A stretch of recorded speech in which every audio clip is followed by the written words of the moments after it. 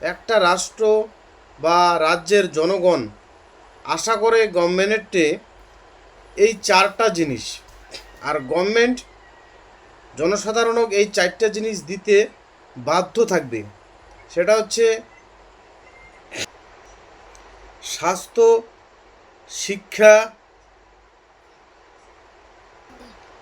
কর্মসংস্থান, আর হচ্ছে বাক স্বাধীনতা।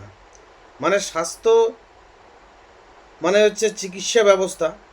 তো আমার উত্তরবঙ্গ যে একটা রাজ্য ছিল, সেটা যে চিকিৎসা ব্যবস্থা ছিল, আমার মহারাজার যে এমজেএন হসপিটাল, সেই এমজেএন হসপিটালত মেডিকেল কলেজ করছে, কিন্তু একটা সামান্য অ্যাপেন্ডিক্সের যদি অপারেশন করিবার যান 3 মাস পরে ডেট দেয়। তাই এটা কি স্বাস্থ্য ব্যবস্থা হল না মানে আলাদা কিছু হল? এটা কি মেডিকেল কলেজ হল মনে হয় এত? আর শিলিগুড়ি মেডিকেলের কথা তো মানে কওয়াই যায় না, এত জঘন্য পরিস্থিতি। আর যদি শিক্ষার কথা কওয়ার যান, মুই কুচবিহারের মানছি, কুচবিহারটাই তুলি ধরিম। যতলা প্রাইভেট স্কুল কলেজ আছে প্রতিটাতে মানে 10%ও আমার রাজবংশী বা এটাকার ভূমিপুত্র যে মানুষগুলো আছে স্টুডেন্ট তোমরা পাবেন, যে 10%ও পাবেন না। আর যত গভর্নমেন্ট স্কুল কলেজত আছে সবগুলাতে পাবেন আমার ছাওয়াগুলা। যেমন ধরো প্রাইমারি স্কুল, হাই স্কুল, এগুলা সবগুলাই পাবেন আমার ভূমিপুত্র ছাওয়াগুলা।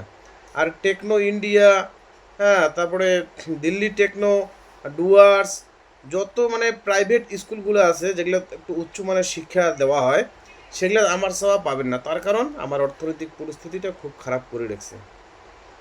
মানে শিক্ষার এদিকেও আমার যে ভবিষ্যৎ প্রজন্মগুলো আছে, ওমরাও ঠিকভাবে শিক্ষাটা পাবে না। স্বাস্থ্য তো পাবে না, চিকিৎসা তো পাওয়ারে ধরছে না, শিক্ষাটাও ওমরা পাবে না। আর কর্মসংস্থানের কথা যদি কোন, শিক্ষা যদি তোমার না হয় ঠিক রকম, কর্মসংস্থান করে থেকে পাবেন? আর কর্মসংস্থানের ওদিকে গেলে আমাক গভর্নমেন্ট সার্ভিস যদি করি যাই, এসসি কোটা দিয়ে আমাক বাস দিয়ে দিছে। আমার চাওয়া পাওয়া এসসি কোটাতে যায়, ওই 2-1টা কোটা থাকে, ওখানে পাইলে পাইলি না পাইলি নাই। এদিকে তো শিক্ষাও নাই, এদিকে কোঠাও নাই, তাহলে আর কর্মসংস্থান করে থাকে হবে? ওই যে সকালে উঠি 8টার সময়, সোজা আমার চ্যাংলা লাইন ধরে কারণও ঢালাই কাজ করিবার জন্য। আর যদি এই তিনটার মধ্যে যদি একটাও না পান, তাহলে তো কোয়া লাগবে, মুখ দিয়ে কোয়া লাগবে না, বাক স্বাধীনতা। সেই বাক স্বাধীনতাটাও আজকে নাই।